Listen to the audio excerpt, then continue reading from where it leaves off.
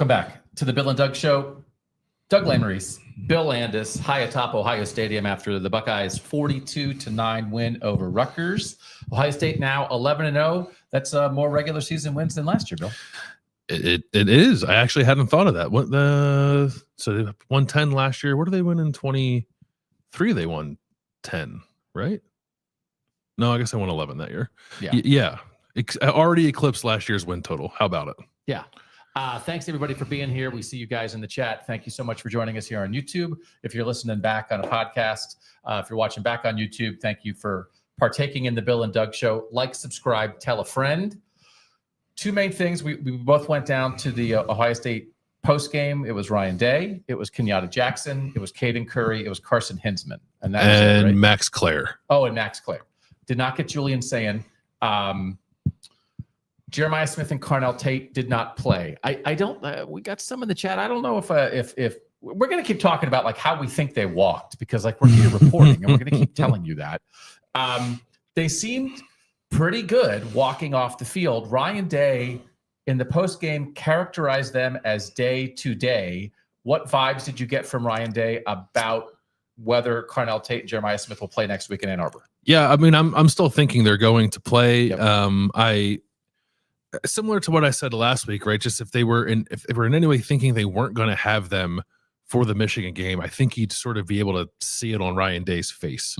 And I did not get that vibe at all. He was actually fairly loose for a guy who's going into Michigan week now, I guess, for whatever that's worth. So, and then, watching him on the sideline, Jeremiah's on the stationary bike, like trying to keep whatever's ailing him loose. Carnell Tate's just sitting there. I thought they were walking fine. And so I'm kind of in the same place I was, where it was last Tuesday when we talked about this, right? Not expecting them to play this week. They did not. Still expecting them to play next week.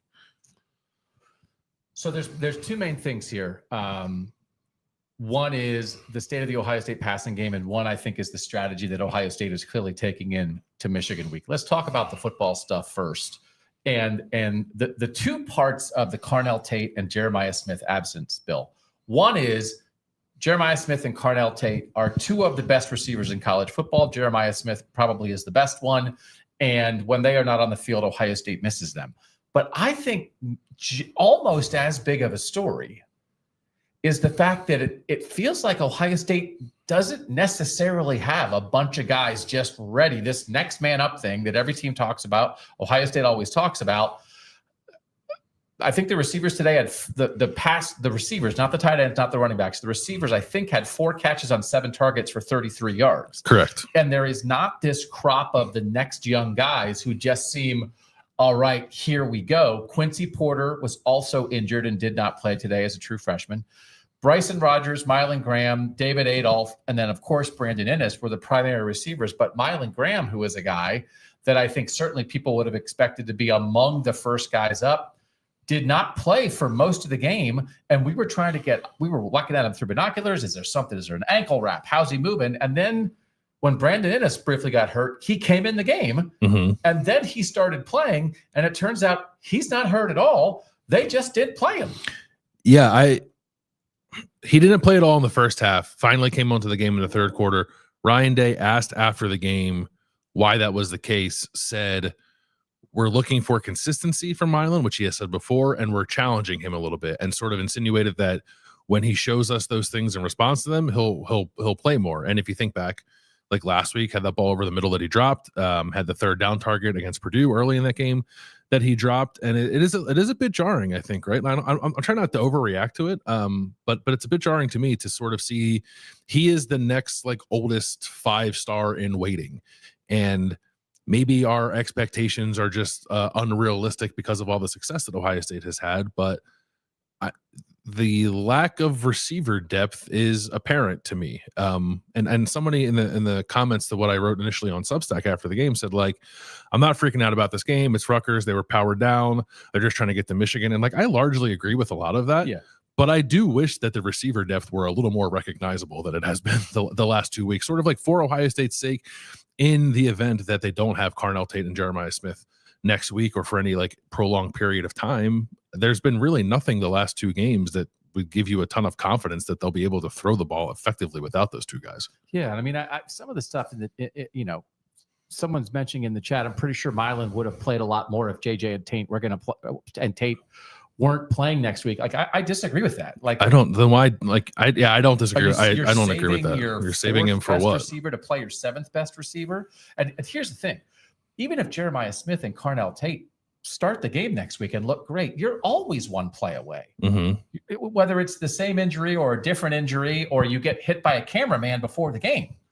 The idea, and I think to me, this was such a different thing this week, because last week Jeremiah Smith was questionable, then he played, and then these backups had to play more. And it was like, well, how much did they really work with the first team? And this was, I think we all knew all week that Jeremiah Smith and Carnell Tate were not going to play against Rutgers.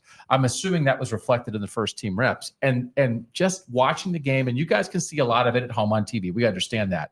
But here, watching it from above, the receivers just were not getting open. There was not separation on any kind of regular basis. And so if you're assuming that, well, they were just like playing it vanilla, they were powering down, whatever, they're still running routes and they're not getting separation. And the result is Max Clare is the main target because they're running little crossers for the tight end. It is an interesting situation that there is an assumption of Ohio State endless receiver depth. And it's not apparent right now. And you just can't be 1,000% sure. We anticipate Jeremiah Smith and Carnell Tate will start against Michigan next week. Yes. But then who knows what's going to happen? And I think legitimately, I was surprised at the lack of receiver impact in this game. As was I. I really did think, again, assuming that those two stars weren't going to play, that with a week of preparation and rhythm and comfort and timing and all that stuff, that we would just see something a little different. I guess it was more efficient, right? Julian Sayin ends up 13 of 19. He was more efficient in this game than he ended up being last week against UCLA, especially once Jeremiah Smith went out of the game. But there was no explosion, and really the crux of it is what you mentioned. Like we just have sort of this like bird's eye view, right? And Fox does a pretty good job, I think, of showing a wider television angle than say like ESPN does. But it didn't feel to me like there were opportunities to attack downfield. Now, in with that is the fact that I don't know that they were trying to attack down the field much. It wasn't like they were calling a bunch of shot plays and they weren't developing the right way. But even the shorter and intermediate stuff, there was just not the same level of whatever separation, openness, whatever that might be from these receivers, save for a couple plays. I'm not saying it never happened, but to see the receiver, there was one play where Brandon Innes was wide open down the field and Julian Sayin didn't throw him the ball. To see the receivers get targeted 7 times on 19 attempts is kind of crazy. Yeah, Max Clare, 7 catches on 8 targets for 105 yards, by far the leading receiver at tight end. David Adolph, 2 catches on 3 targets for 23 yards. Brandon Innes, 2 catches on 4 targets for 10 yards. Jelani Thurman at tight end, 1 catch on 1 target for 19 yards. Bo Jackson, 1 catch, 1 target for 14 yards. Bennett Christian, 1 catch, 1 target for 5 yards. And they threw to Bryson Rogers once, and it's not an official target because there was a pass interference penalty on it. Yeah. But I mean, we just, the main thing we want to communicate to you guys is that from our view, from the non-TV copy, from watching the entire pass game unfold, guys were not getting open. And so, and I don't know that if it's all these ifs, I don't know if they're going to get open against Michigan. So like it becomes this thing. Do we think Jeremiah Smith and Carnell Tate will play? Yes, we're going to say that 400 times between now and next Saturday. But, and I said this to you, Garrett Wilson and Chris Olave didn't play in the Rose Bowl, and Jackson Smith and Jigba had 300 receiving yards, and Marvin Harrison Jr. had 150 or whatever it was. And you said what? They had a month to prepare for that game. Yeah. Which is true. But they also had a week to prepare for this, and there wasn't a lot there. So it's surprising. Like the way I'm reacting because I'm so surprised by it. Not that there is not going to be a drop between Jeremiah Smith and Carnell Tate and anybody. But that there's, and maybe Quincy Porter's the answer, but also Quincy Porter's a true freshman. If it's like, well, true freshman's also hurt, and that means we have no receiver depth, that's an odd place for Ohio State to be. And Quincy Porter has been sort of like on and off the availability report for like the entire back half of the season too. So I don't even know that his availability is something that I would consider reliable. I think there's one way to look at it, which is they, in anticipation of them getting Carnell Tate and Jeremiah Smith back for the Michigan game, they weren't going to push the envelope in this one because there's just kind of no point to do that. But even if you get them back and you sort of like danced around this, like they're going to be playing like not 100%.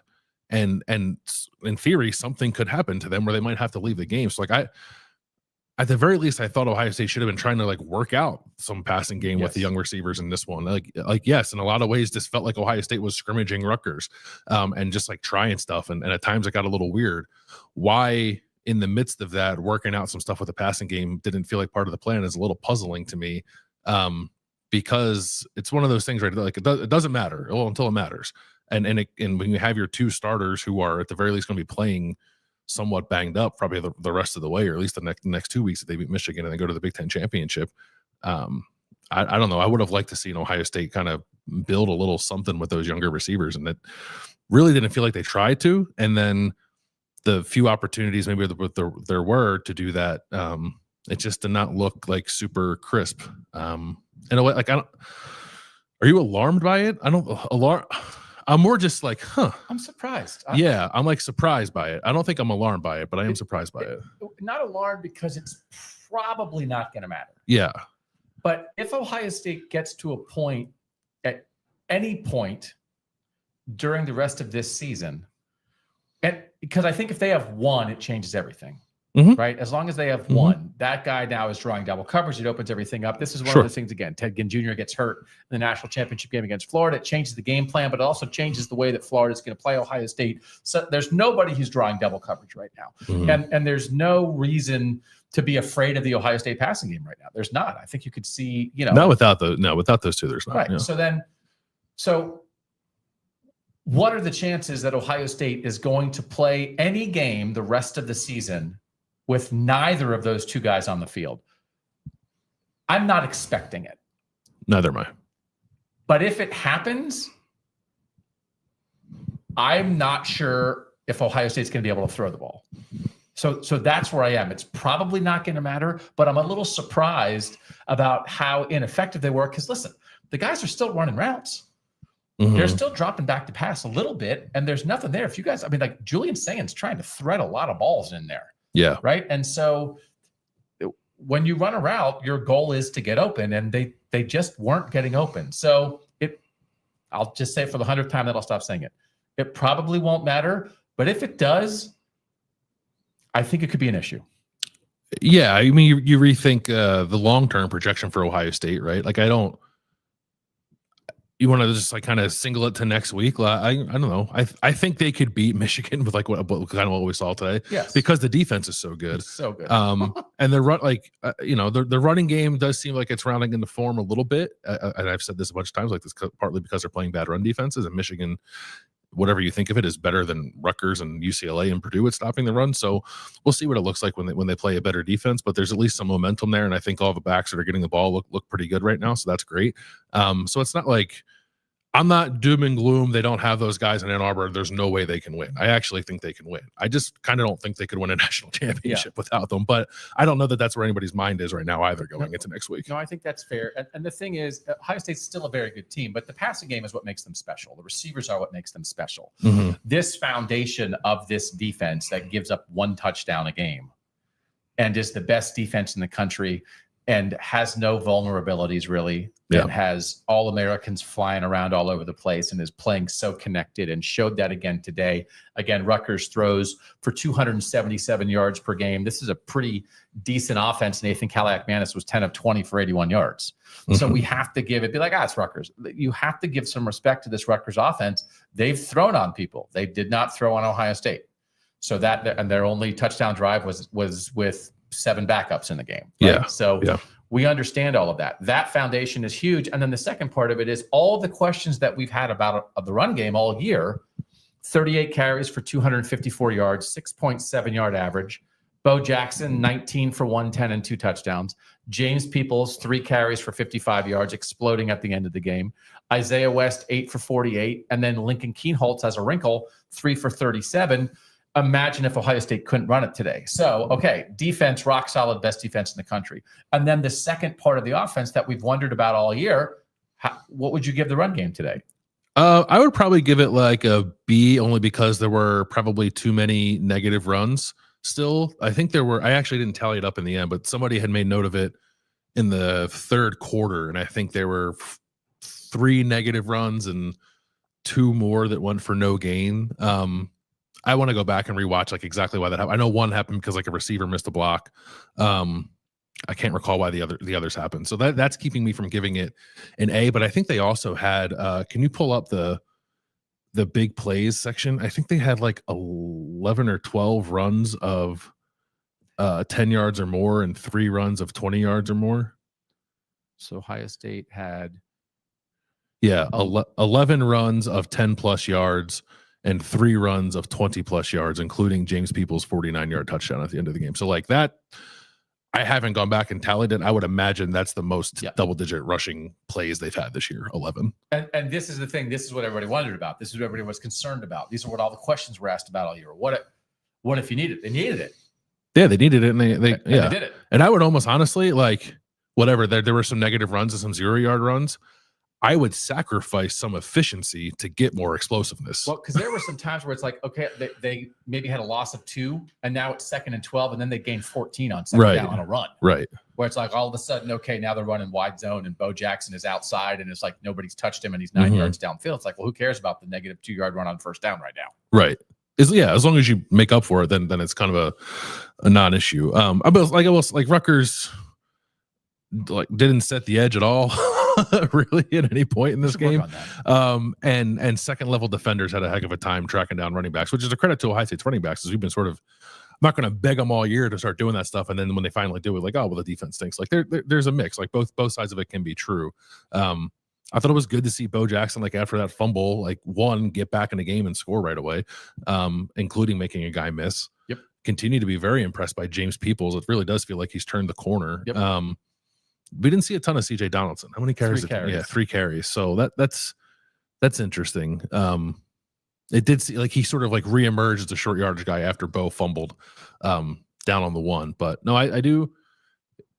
You want to see every position group surging, right? And I don't know that that's happening for Ohio State across the board necessarily, but it's definitely happening for the running backs. Let's stay a little bit in the run game while we're here. Tegra Shabola probably got 70% of the snaps at right guard, maybe 80. He got all but 2 drives with the starters. So Gabe Van Sickle was the guy who came in, and then Josh Padilla was not on the injury report today. He was in uniform, but he didn't really seem to have his helmet. And when like the offense was gathering and, hey, we're out on the field and all the 1s and 2s were out there, he was never out there. So he was never going to play in this game today, which then kind of makes me wonder, like, why wasn't he on the injury report? But does it make you think he's not going to play next week? Because I think he's probably not. How could you? Yeah, I think he's probably not. Yeah. But also the emergence of Gabe Van Sickle, and then as has been sort of the continuing story of Tegra Shabola, when you start rotating and you push him a little bit, then he kind of rises to the occasion. That I don't know. There's a couple plays today. Whatever. There's always a couple. But I don't know. Is we've been again right guard? It's one of those things. All the things that you worry about when Jeremiah Smith and Carnell Tate are just walking through the world healthy. And it's just like, my God, nobody care in the world. The birds are singing. The sun is shining. There's wonderful cumulus clouds across the sky. And it's like, man, what am I worried about? Let's really talk about the right guard. Remember we talked about special teams? Yeah. And then the 2 best receivers in college football get hurt. And you're like, right guard, they're fine. Yeah. Gabe Van Sickle, at least on one of his drives, was not very good. Okay. The drive where there was a 3rd down target at David Adolph that he dropped. It was, I guess, the 3rd drive of the game, maybe. 1st down, run for no gain because Brandon Ennis kind of missed a block. 2nd down, I think, was an incompletion because the right side, and Gabe Van Sickle in particular, did not pick up a stunt. 3rd down, Julian Sayin has to scramble because, again, Gabe Van Sickle did not pick up a stunt, and they threw incomplete. And then on the next drive on 3rd down, Rutgers ran a very similar stunt, and Tegra picked it up.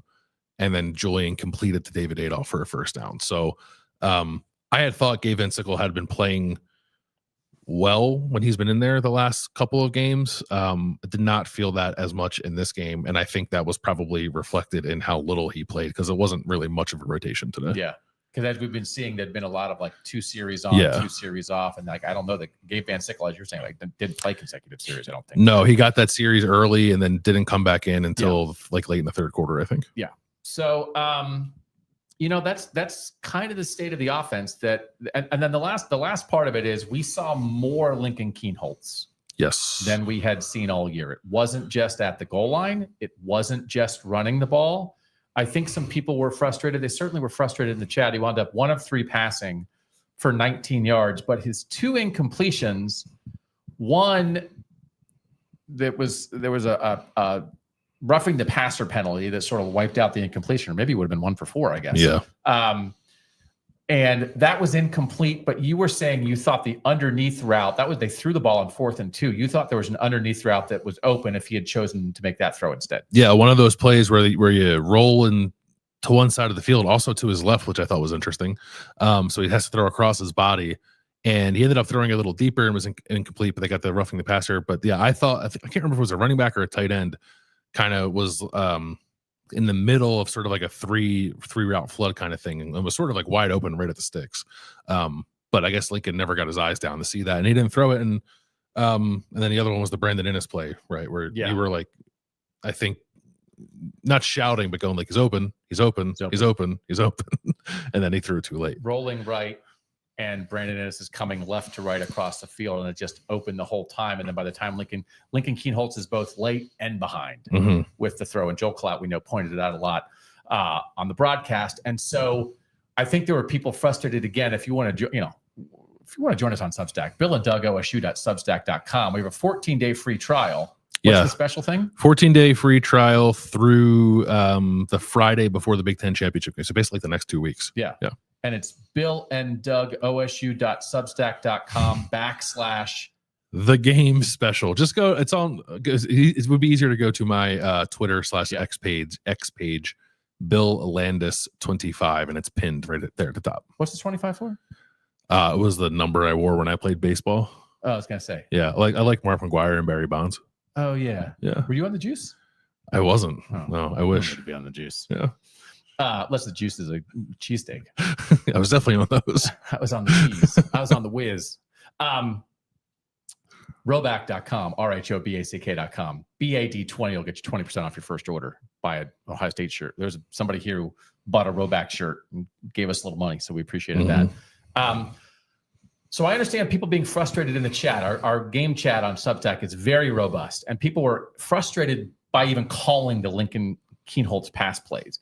But I thought like they were schemed effectively, and they were a little bit of a wrinkle. But if he's not going to make the reads and make the throws, you can't run him against Michigan. You can't run pass plays against Michigan if they're not going to work. And I think the scheme worked; they just weren't executed. Yeah, and it was interesting to me too. I want to go back and look at it now, but I think maybe every pass attempt he had was some kind of play action boot thing. So like they want to get him moving and give him the option to run. Because he even had a scramble where he picked up like 5 yards pretty easily.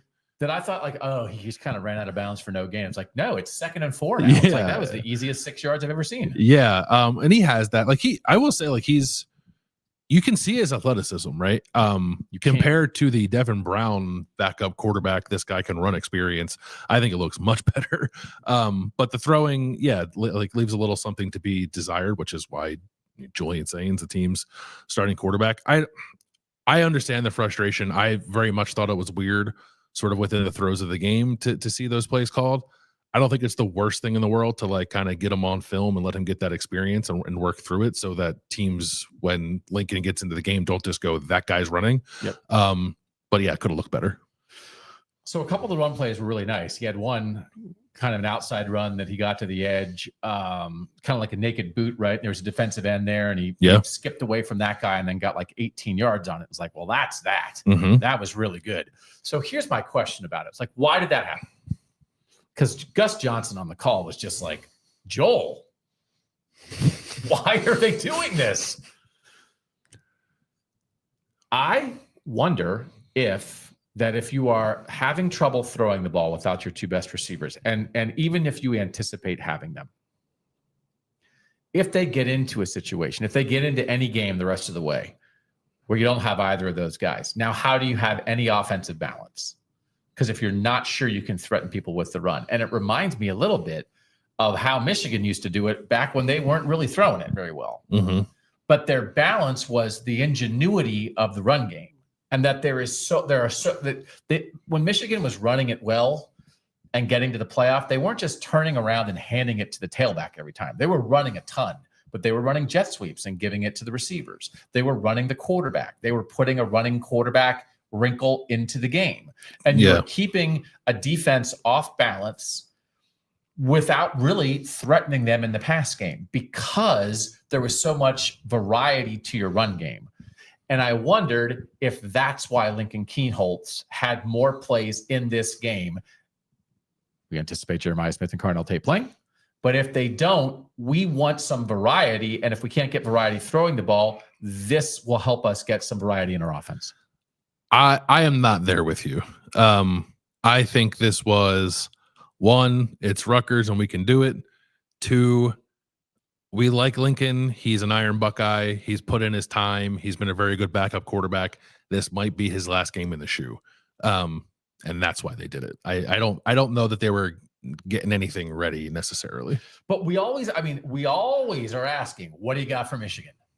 Show me, like, what do you got? Like, what are you saving? What are you doing? We talk about putting stuff on film.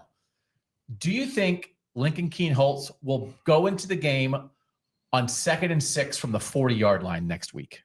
No. I think he will. So we can make a little we'll make a wager on that. Philly Billy and French Vanilli style bet on that. I think he will not play at all next week. Okay. Yeah. I think they will try something with him and that there was purpose in this beyond giving Lincoln a farewell in the shoe. So I am very intrigued by that. And but I would respect it if there was. Like, if they did it, if there is, are you going to be like, what are they doing? They're dorking around in the game. Or are you going to be like, all right, I see you. It depends on if it works. The answer to everything is. Great call if it works. So we will continue to monitor this through the course of the week. Obviously, again, we're getting eyeballs on these guys as much as we possibly can. And we continue to anticipate that, again, the way they were moving around today, Jeremiah Smith spent almost the entire game on the bike. Mm-hmm. He wasn't like, he was kind of barely pedaling, and then sometimes he'd stand on the bike to see what's going on. A lot of times he was just sitting there, but then he'd pedal a little bit, and Carnell Tate spent the game on a Gatorade cooler. Yep. Part of me thinks, I don't know, I'd get him a seat. But I guess I like to sit on a cooler because then you can just like kind of squat up a little bit, grab yourself a drink, and then sit right back down. That's the thing, but now if you're going down, right? I mean, like this action to go down and grab yourself a drink. I didn't see it. I was just staring at him the whole game. Is that guy grabbing a Gatorade out of his own cooler? I didn't see it. It could have been an empty cooler. Could have been an empty cooler. Yeah. All right. Didn't you like that they were next to each other the whole game? I loved it. I feel like it told me a little something. Yeah. No, they were 2 feet away from each other the whole time. Yeah. So they're hanging out, and again, like they are not. They're not in it being wheeled around. They're not on like the JT Barrett boot on your foot little wheelie cart that he took to the national championship game. Also, they're here and not training for the draft in Malibu, That which I think maybe people had been concerned what Ari about. Wasserman suggested they do is just go to Malibu. The second part of this, so obviously everything flipped to the Michigan game right afterward. The message that Ryan Day is sending, and we have talked about it, we have written about it, when they moved the band off Michigan week and had the best damn band in the land come to practice during the second bye week instead. Mm-hmm. And Ryan Day said, we want to keep Michigan week as normal as possible. That's why we moved it. I wrote 3,700 words on that because I thought it was such a big deal. He is absolutely locked in on keep the same routine. And his players are parroting that. That's how locked in they are. Because Kenyatta Jackson said it. Carson Hinsman said it. Inside baseball, like, you guys don't care, but typically in a week, we talk to Ryan Day at noon on a Tuesday. Sometimes in the past, we've talked to other people. This year, we only talked to Ryan Day at noon on a Tuesday. And then we talk to players after practice. They come off the practice field. They have little tables set up. And we typically talk to, I would say, between 5 and 8 players on a Wednesday night. Many of the times in the past, Michigan week and with Thanksgiving week, media opportunities have changed. Sometimes everything's been done on a Monday to get done with it and get it over with. So then there's no other obligations. I don't know that we've ever talked to players after the Wednesday practice, the afternoon or evening before Thanksgiving. And that is what we are doing this week. And it is because Ryan Day wants to keep the routine. So it's the same. It's just another example of it. And these players are saying this, Bill. And so it feels Ryan Day is sort of staking his, I don't want to say legacy, but his viewpoint of the Michigan game on routine. Yes. He's 0-4. How is he responding? No, he's 1-4. He's lost 4 in a row, but he is 1-4. And the one really meant a lot. He's 1-4 in the Michigan game. His response is routine. And so if they win, great call. If they lose, people are going to go crazy. But what do you think generally of that idea? Because I think it's like, well, if we keep the routine, we think we're the better football team. And every other week when we do the same thing, we usually are the better football team. So why would we change what we do? It doesn't mean you don't change your attitude, but logistically, routine. It's different. It's funny. Michigan, the team. Ohio State, routine. Yeah, and I do think, because I think you could hear that and construe it, if you would like, into, well, they're treating Michigan just like any other game. I think there's a way to like straddle the importance, the meaning, everything that goes into this rivalry with our weekly preparation is what fuels our greatness, right? And I think that even goes back to last year. Like I do believe they really feel like they landed on something with their playoff run, with how they prepared and did things from and I mean everything, like from how they practiced, when they met, how they met, everything. And I do think they tried to carry that into this year. And I would today was a little weird, but I don't know that there's ever been I don't think Ohio State has played a game this year where like they started the game and it just was like, what did you guys do this week? Like, were you even ready for this? Like, I think that mindset has served them really well this year. And Ryan Day has like said as much, and even said it again today. So I get wanting to fall back on it. Obviously what they've done to this point hasn't worked. And there's the Connor Stallions of it, but like last year, I think is, probably the thing that's most on his mind. When the Connor Stallion stuff was wiped away, Ohio State was clearly so much better than Michigan, and they still lost. So that whatever they did last year, that approach had to change, and I think it makes sense to fall back on what they're talking about now. It doesn't guarantee success, but I do think there's a needle to sort of thread there with treating it with the proper reverence and respect and meaning that it deserves, while not getting in your own head about the magnitude of it. And I think that's what they're trying to do. Yeah. So that's kind of what this is. And meanwhile, Michigan is beating Maryland right now. Is that correct? Yeah, it's 21-10 with about 2 minutes left in the first half. And so Ohio State, obviously, without two great receivers today. Michigan also is not playing Jordan Marshall. Justice Haynes, their number one back, is out at least through the end of the regular season. Jordan Marshall, who's been really good, 4 straight 100-yard games, hurt his shoulder against Northwestern last week. We suspected he probably wouldn't play today. It seems like he's not playing today. I haven't seen him. Yeah, the walk-on Bryson Cudsdell, I think is their leading rusher right now. Yeah. Okay. Okay. I don't know. It's like I was there for the beginning of the Ryan Day news conference. Then I peeled back to talk to Kenyatta Jackson and Caden Curry. You were there, I think, for the entire Ryan Day. Yes. What other things Ryan Day said, other vibes that you read? The one thing is, like, I guess, the idea to me of, I found it interesting that Ryan Day did during this week on Wednesday say, like, hey, like, Julian Sayin will have a chance to work with these other receivers more in practice. And if the timing was off last week, like, and then we didn't really see much of that. I don't know if the timing was off, but again, like, the guys weren't getting open.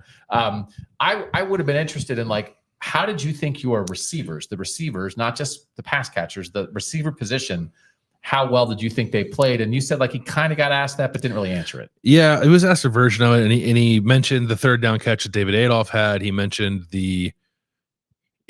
like last week and how well Brandon Innes played, and I think the touchdown that he had today. So he didn't like go scorched earth on his young receivers. Asked specifically about Mylan Graham, he said what we mentioned earlier about the lack of consistency, but yeah, kind of didn't go down that road. I was a little torn between asking him like 3 different things. One was how do you think Julian has managed the offense without Carnell and Jeremiah the last 2 weeks?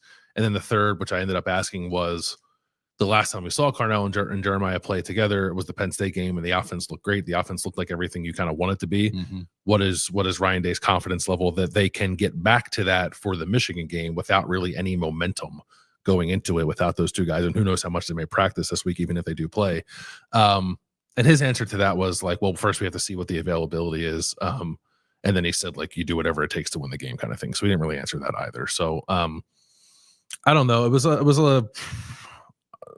a lot of information, I guess, in Ryan Day's post-game press conference. I think as you turn the pages of Michigan, it's more about vibes and like reading body language. So what'd you think of the vibes? Fine, good. I think I'm maybe a little more interested in Tuesday. There have definitely been Michigan Tuesdays where like Ryan Day walks into the room and it's like, I don't know. This feels like it's maybe weighing on you a little bit. I'm not anticipating that because a national title alleviates a lot of stress. It does.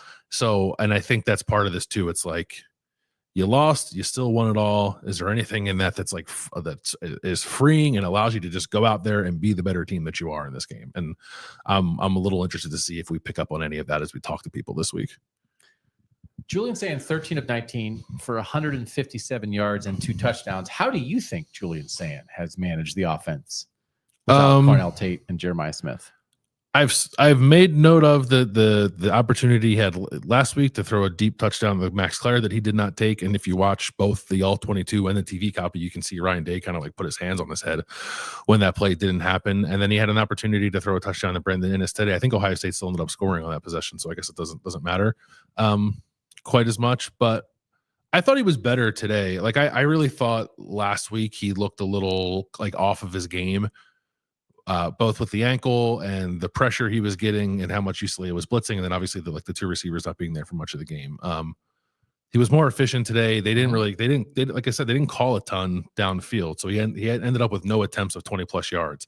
And on attempts of 10 plus yards, he was 1 of 6. So that's like less efficient than you're used to, but I did not think he looked uncomfortable. I just think he sort of was running what they gave him today.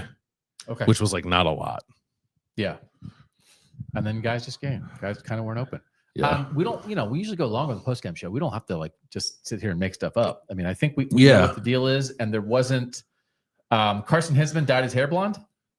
Yes. So apparently earlier this season, I don't remember which game it was, Carson Hinsman and Luke Montgomery were both named offensive players of the game.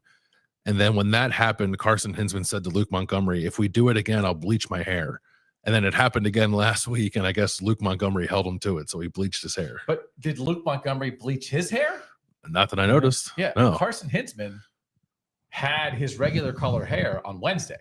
He did. He squeezed this in Thursday or Friday. Yeah. Probably Luke all week being like, Carson, what's up? Let's go. And yeah. I'd be like, come on, for real? I thought it's a good look. He's got kind of like a mullet thing going too. I think he can pull it off. Yeah, it looks good. Yeah, like if a surfer lived in Wisconsin, right? The one thing, and this was noted in our chat on Substack, Lorenzo Styles did leave this game with a apparent shoulder injury, and Ryan Day was not asked about it post game. So here we go.